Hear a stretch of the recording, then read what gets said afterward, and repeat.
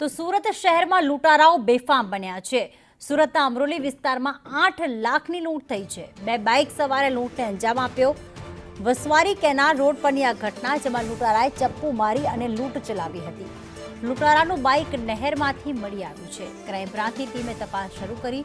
સુરત શહેરમાં લૂંટારો બેફામ બન્યા। સચિન વિસ્તાર બાદ અમરોલી વિસ્તારમાં પણ 8 લાખની લૂંટ ચપ્પુ મારીને ચલાવવામાં આવી હતી। બાઇક પર આવેલા બે ઈસમો લૂંટ કરી ત્યાંથી ફરાર થઈ ગયા હતા। અમરોલી પોલીસ અને ક્રાઇમ બ્રાન્ચની ટીમ તપાસ શરૂ કરી છે। મનીષ ચોડાઈ ગયા છે મશીન। પહેલા લૂંટ વિથ મર્ડરનો કેસ સુરતની અંદર સચિન વિસ્તારમાં, અને ત્યાં બીજી ઘટના ઘટી છે। કઈ રીતે લૂંટ ચલાવવામાં આવી, કોના પાસેથી 8 લાખ લૂંટ્યા છે?